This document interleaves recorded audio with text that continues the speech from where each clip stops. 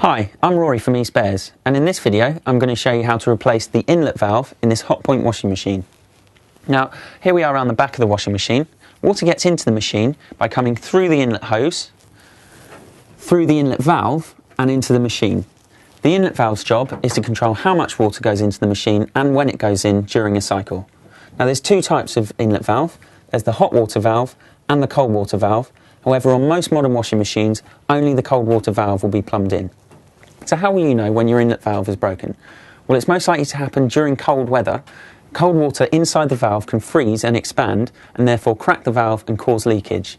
So if you're noticing that there's a leak coming from your washing machine, either at the back or underneath, and it's definitely not coming from the door seal, then the chances are you'll need to replace the inlet valve, especially during cold weather.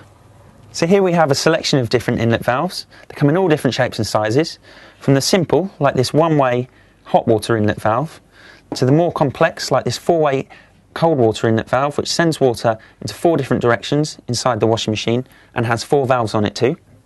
Now, it doesn't matter how simple or complex the inlet valve is in your washing machine, they'll all be fitted in much the same way. What you will need to make sure of, though, is that you get the right inlet valve for your washing machine.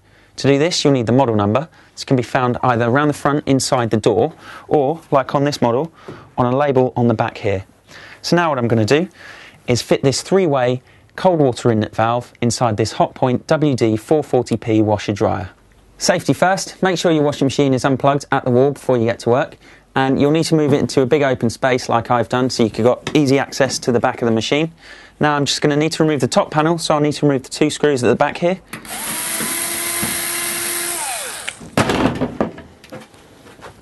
Now we can just about see the cold water inlet valve situated below the dispenser drawer top here. It's held in place by 3 screws, 2 in the dispenser drawer top and 1 at the back of the machine, which I'm now just going to remove.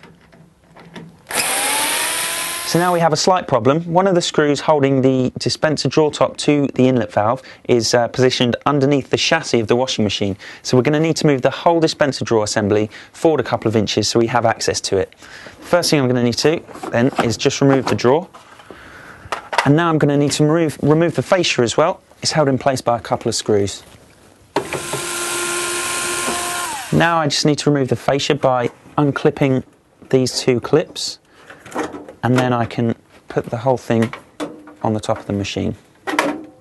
We can now move the whole dispenser assembly and inlet valve forward a couple of inches. So we now have access to the 2 screws here. They're Torx head screws.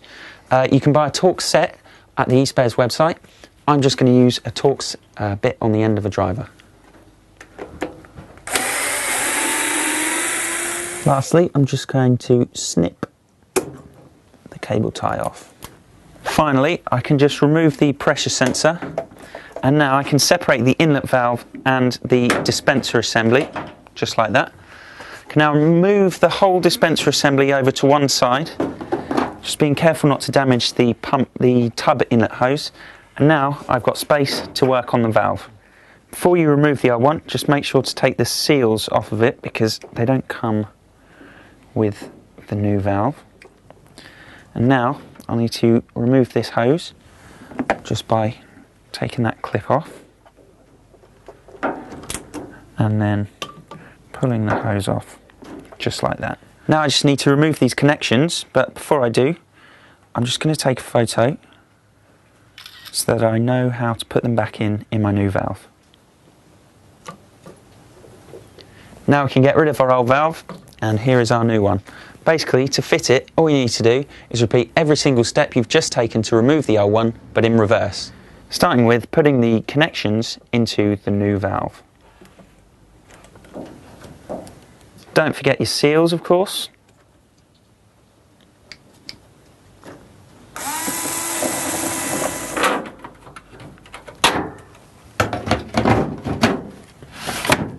And that's how you fit a cold water inlet valve to a Hotpoint washer dryer. It's a bit of a fiddly task, but it is doable, and it's certainly better than getting an engineer out. On a lot of models, it will be a lot simpler to change the inlet valve than on this one, because the dispenser drawer won't be in the way.